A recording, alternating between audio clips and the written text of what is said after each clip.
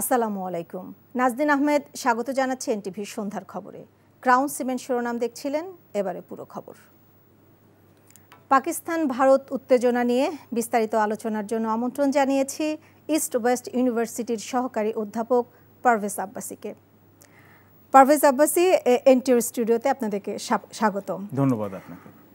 এই যে চলছে, আপনি জানেন, দুই পারমাণবিক শক্তিধর দুই দেশ ভারত পাকিস্তান, তো এদের হামলা পাল্টা হামলার এটা কি সর্বাত্মক যুদ্ধের দিকে যাচ্ছে বলে আপনি মনে করেন? আপনার অভিমত বলবেন।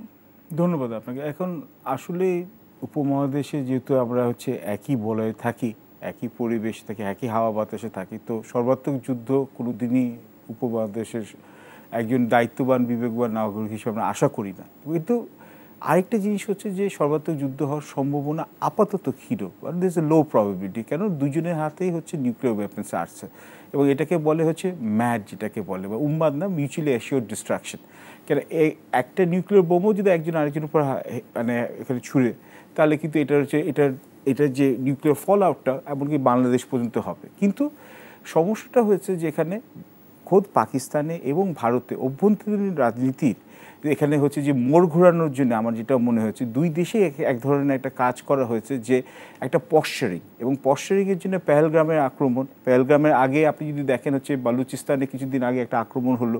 তো পাল্টাপাল্টি আক্রমণ যেগুলো ভারত মনে করছে পাকিস্তান জড়িত আছে, আর উল্টো দিকে আবার এখানে পাকিস্তান মনে করছে ভারত জড়িত আছে। কাশ্মীর তো আপনি এখানে আপনাদের এখানে নিউজ এখানে কাভারেজ হলো যে এটা নিয়ে ওরা 4টি যুদ্ধ হয়েই গেছে এক অর্থে। 1948-এ, 1965-তে, 1999 কার্গিলে, এবং 2016-তে উড়িতে, 2019-এ বালাকোটে, 1999 সালে হয়েছিল। জি, কার্গিলে। এবং শুরু থেকেই তাদের এই আক্রমণটা পাল্টাপাল্টি চলছে। 2019 সালের পর থেকে বরঞ্চ লাইন অফ কন্ট্রোলে এবার কোনো কিছু হয় নাই। কিন্তু এবার পেহেলগ্রামের আক্রমণের পর ভারতের প্রধানমন্ত্রী নরেন্দ্র মোদীর প্রচণ্ড চাপ ছিল, ঘরোয়া চাপ ছিল, যে এক করার জন্য। এবং যে এখন যেটা শোনা যাচ্ছে যে আক্রমণের জন্য অন্তত 26 জন এখানে পাকিস্তানি নিহত হয়েছে, 26 জন, টোটাল 41 জন, আর পাকিস্তান থেকে 15 জন। তো এবং এটা মনে হচ্ছে যে আরো কয়েকদিন এরকম চলবে। আমি আরেকটা কথা আপনার কাছ থেকে জানতে চাই, সরি টু ইন্টারাপ্ট। সেটা হচ্ছে যে এই যে ভারত পাকিস্তানের এই যে পাল্টাপাল্টি যুদ্ধ, এটার জন্য আমাদের বাংলাদেশের অর্থনীতির উপরে কি কোনো আমদানি রপ্তানি বা অন্য যে কোনো কিছুতে কোনো ব্যাঘাত ঘটতে পারে বা ব্যাহত হতে পারে, এই বিষয়ে আপনার অভিমত? এটা সম্ভাবনা আছে। কেন আমাদের দেশে অর্থনীতি ভঙ্গুর চাপের। আপনি নিশ্চয়ই জানেন যে IMF এর সাথে আমাদের একটা লোনের যেখানে কিস্তির যে ব্যাপারে এখানে দর কষাকষি হচ্ছে, এবং আমাদের বৈদেশিক বিনিয়োগ কিন্তু কমে গেছে অলরেডি, কিন্তু 265 মিলিয়ন। এবং রাজনৈতিক স্থিতিশীলতার ব্যাপারে কিন্তু আমাদের দেশি এবং বিদেশি বিনিয়োগকারীরা একই সন্দিহান ছিল। তার সাথে সাথে আমাদের অনেকগুলো কাঁচামাল আমরা ভারত এবং পাকিস্তান থেকে আমদানি করি, এবং এটা এখানে ওদের পুরোপুরি বর্ডারটা বন্ধ হয়ে গেছে। এবং যদি যুদ্ধ এখানে যদি আশঙ্কাও থাকে, বা প্রক্সি ওয়ার, যেটা যদি যুদ্ধ না হলো কিন্তু এরপর প্রক্সি ওয়ার হওয়া শুরু করলো, এবং একজন আরেকজনের এরিয়াজ অফ ইন্টারেস্টে অ্যাটাক করা শুরু করলো, কিন্তু বাংলাদেশে কিন্তু লং টার্ম কিন্তু বিদেশি বিনিয়োগ আসার সম্ভাবনাটা আমার মনে হয় ব্যাহত হতে পারে। তো এটা আমরা চাইবো যে এখানে যে কুলার হেডস প্রিভেল, ভারতে ও পাকিস্তানের সাধারণ জনগণের কথা চিন্তা করে ওই দুই দেশের সামরিক যে বাহিনীগুলো এবং রাজনীতিবিদরা একটা অনারেবল একটা পিসের দিকে চিন্তা করা যাক, এবং নেগোসিয়েশন এবং কূটনৈতিক ডিপ্লোম্যাটিক নেগোসিয়েশন দিয়ে এটা ঘটনা রিজলভ করতে পারে। সেটাই চাইবো। আব্বাসী, এনটিভির স্টুডিওতে আসার জন্য আপনাকে অসংখ্য ধন্যবাদ। আপনাকে ধন্যবাদ।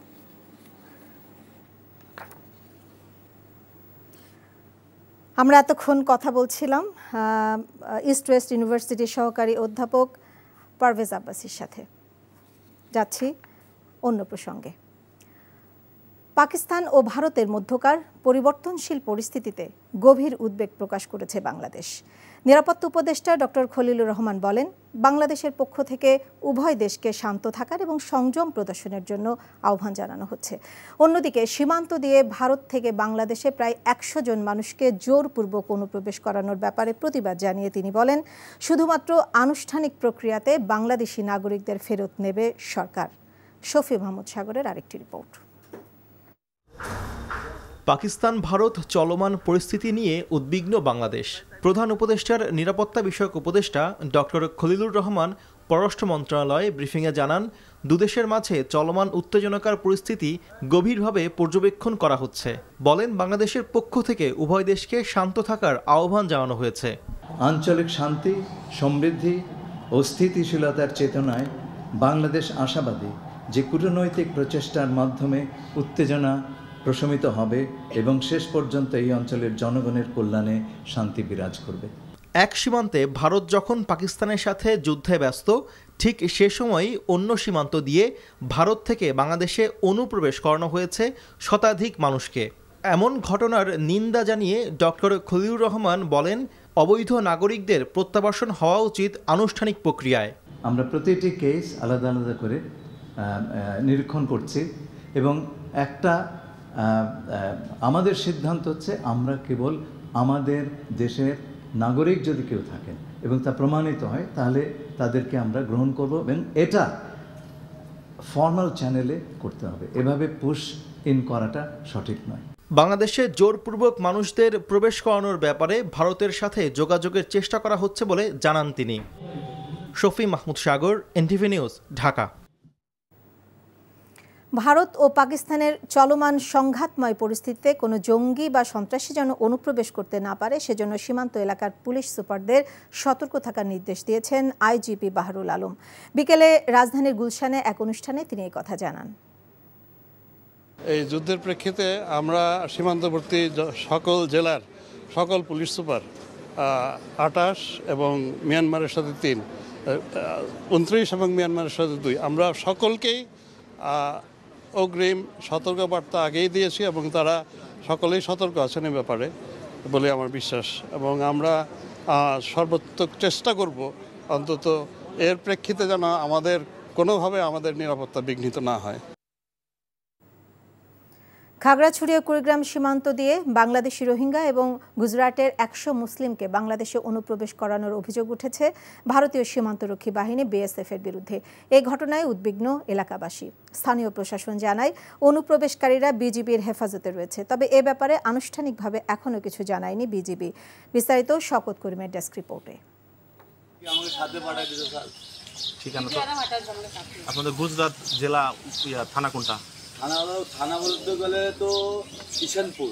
তারা সবাই গুজরাটের মুসলিম। অনুপ্রবেশকারী ভারতীয় মুসলিমদের বরাত দিয়ে এলাকাবাসীর অভিযোগ বিমানে করে সীমান্তে আনা হয় তাদের। পরে ভোররাতে ভারতীয় বিএসএফ সদস্যরা তাদের পানছড়ি ও মাটিরাঙ্গা সীমান্তের বিভিন্ন পয়েন্ট থেকে বাংলাদেশে ঠেলে দেয়। আরো বাঙালিদের পুরো হিন্দুস্তানের যত বাঙালিরা আছে না স্যার, সব বাঙালিদের এরকমভাবে সার্ভে। আর এখন এরপর স্থানীয় একটি বাড়িতে তাদের অবস্থানের খবর পেয়ে অনুপ্রবেশকারী ভারতীয় 66 মুসলিমকে হেফাজতে নেয় বিজিবি। এক অডিও বার্তায় জেলা প্রশাসক জানান, মানবিক দিক বিবেচনা করে তাদের বিজিবি হেফাজতে নেওয়া হয়। ওই পরে আমবাগান থেকে আবার এরকম খালি নিচের রাস্তা দেয়াইছে। পানছড়ি সীমান্ত আর মাটিরাঙ্গা সীমান্ত সবশেষ তথ্য অনুযায়ী আমাদের 66 জনের কথাই আমরা জানি। বিজিবির চাহিদার প্রেক্ষিতে মানবিক দৃষ্টিকোণেটা আমাদের তাদের খাওয়া থাকার ব্যবস্থাটা যতক্ষণ পর্যন্ত সমাধান না হয়, বাচ্চা আছে, নারী আছে, তাদের খাওয়ানোর ব্যবস্থাটা করবে প্রশাসন।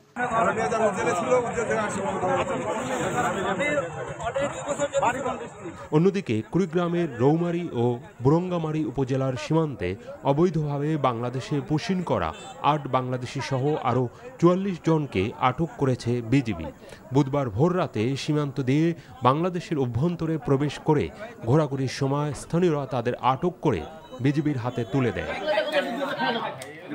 শওকত করিম, এনটিভি নিউজ ডেস্ক। জাতীয় অর্থনৈতিক পরিষদের নির্বাহী কমিটি একনেকের সভায় ৩,৭৫৬ কোটি টাকার 9টি প্রকল্প অনুমোদন দেওয়া হয়েছে।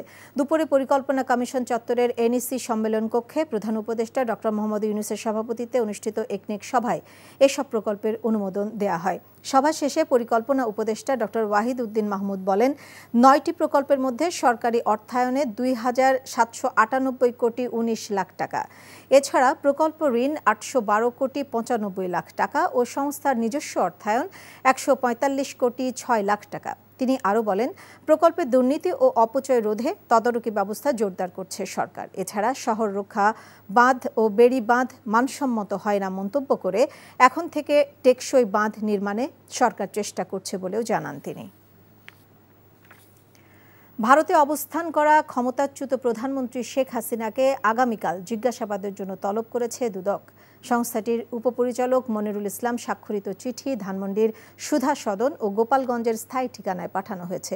ক্ষমতায় থাকাকালে 15 বছরে বিমানবন্দরে উন্নয়নের নামে হাজার হাজার কোটি লোপাটের অভিযোগে শেখ হাসিনা সহ বেসামরিক বিমান ও পর্যটন মন্ত্রণালয়ের সাবেক প্রতিমন্ত্রী মোহাম্মদ মাহবুব আলী এবং একই মন্ত্রণালয়ের সাবেক সচিব মোকাম্মেল হককে তলব করেছে দুদক।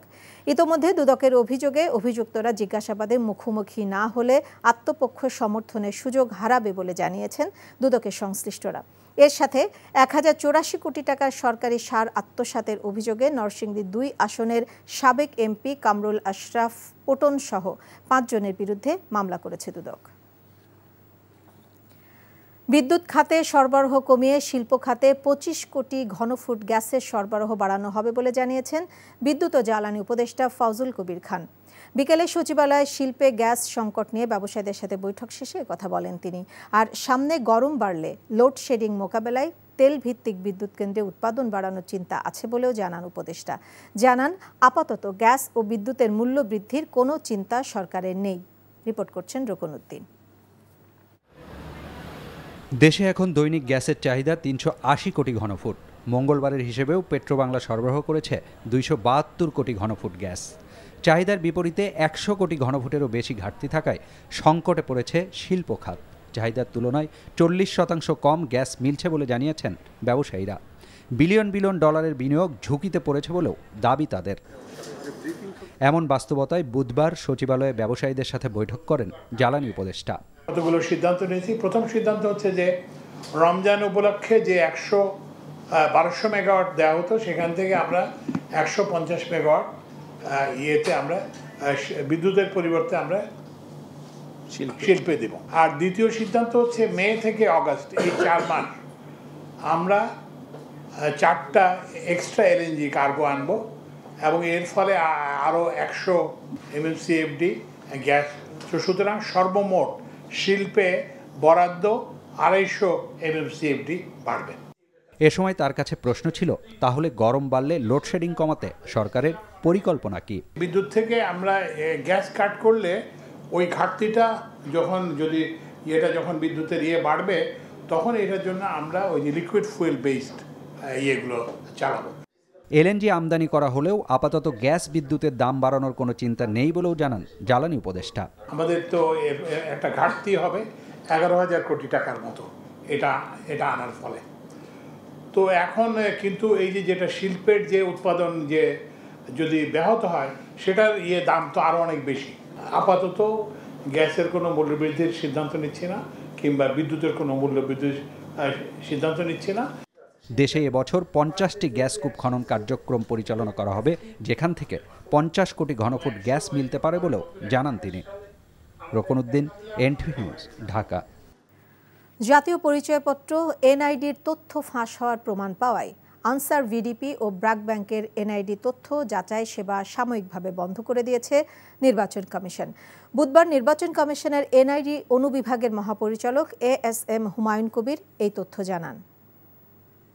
এটা হচ্ছে আনসার ভিডিপির ওখানে আমরা যে কানেকশনটা দিয়েছি আর ওটা হচ্ছে ব্র্যাক ব্যাংক, সেখান থেকে এই ডাটা লিকের ঘটনা ঘটছে। যে এই ডাটা হচ্ছে আপনাদের, আমাদের এবং সকলের। সো আমরা সবাই নিরাপদ থাকবো। সবাই নিরাপদ থাকার সাথে যখন আমরা বিশ্বাসযোগ্য প্রমাণ পেয়েছি যে এই 2টি জায়গা থেকে এইটা লিক হচ্ছে, তখন আমরা সাময়িকভাবে এটা বন্ধ করে দিয়েছি। নির্বাচনী রোড ম্যাপ ঘোষণা করলেই দেশের সমস্যা কমে আসবে, আর তা না হলে অতীতের মতো পরিণতি হবে বলে মন্তব্য করেছেন বিএনপি নেতারা। জাতীয় প্রেসক্লাবের সামনে দেশ বাঁচাও মানুষ বাঁচাও আন্দোলন ও জাতীয়তাবাদী নাগরিক ফোরামের পৃথক অবস্থান কর্মসূচি থেকে তারা এসব কথা বলেন। বিএনপির ভাইস চেয়ারম্যান শামসুজ্জামান দুদু বলেন, সংস্কারের নামে সময় ক্ষেপণ করা হচ্ছে। এতে দেশ জুড়ে প্রতিনিয়তই নতুন নতুন সংকট সৃষ্টি হচ্ছে মানুষের মনে। নির্বাচন নিয়ে সন্দেহ বাড়ছে। অন্যদিকে বিএনপি চেয়ারপারসনের উপদেষ্টা জয়নাল আবেদিন ফারুক বলেছেন, জাতীয় নির্বাচন নিয়ে কেউ যদি অন্তরাল থেকে দাবার খুঁটির চাল চালে তবে সরকারের উচিত হবে তাতে ভ্রুক্ষেপ না করে দ্রুত নির্বাচন দেয়া। তিনি বলেন, মানবিক করিডোর নিয়ে যে কথা উঠেছে তার সিদ্ধান্ত নেয়ার এখতিয়ার একমাত্র নির্বাচিত সংসদের।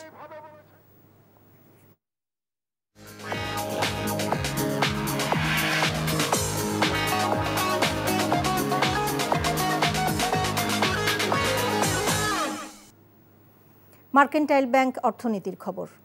ভারত পাকিস্তান যুদ্ধের কারণে বাংলাদেশের অর্থনীতিতে প্রভাব পড়ার আশঙ্কার কথা জানিয়ে নিট শিল্প মালিকদের সংগঠন বিকেএমই এর সভাপতি মোহাম্মদ হাতেম বলেছেন, এতে ভারতের সঙ্গে সীমান্ত বাণিজ্য বাধাগ্রস্ত হতে পারে। দুপুরে রাজধানীর একটি হোটেলে সংগঠনটির আসন্ন নির্বাচন নিয়ে আয়োজিত সংবাদ সম্মেলনে তিনি বলেন, যুদ্ধ পরিস্থিতি চলতে থাকলে ভারতের সঙ্গে আমদানি ও রপ্তানি বাণিজ্য সংকটে পড়ারও আশঙ্কা আছে। মোহাম্মদ হাতেম জানান, ভারত থেকে পোশাক তৈরির কাঁচামাল আমদানি বাধাগ্রস্ত হলেও কাঁচামালের উৎস খুঁজে পাওয়া কঠিন হবে না। তবে দেশ দুটির মধ্যকার যুদ্ধ পরিস্থিতি যেন দীর্ঘস্থায়ী না হয়, এর জন্য জাতিসংঘ, ইউরোপীয় ইউনিয়ন ও অন্যান্য শক্তিশালী দেশের হস্তক্ষেপের প্রত্যাশা করেন তিনি। এ সময় জানানো হয়, প্রায় 13 বছর পর আগামী 10 মে অনুষ্ঠিত হতে যাচ্ছে বিকেএমই এর বার্ষিক নির্বাচন। এই ছিল সন্ধ্যার খবরে। এই খবরের ভিডিও সহ আপডেট জানতে ভিজিট করুন এনটিভি অনলাইন www.ntvbd.com। এছাড়াও এনটিভির জনপ্রিয় সব অনুষ্ঠান ও খবরের আপডেট জানতে ভিজিট করুন আমাদের ইউটিউব ও ভেরিফাইড ফেসবুক পেজ। রাত 10:30টায় রাতের খবর দেখার আমন্ত্রণ রইল। সবাইকে ধন্যবাদ।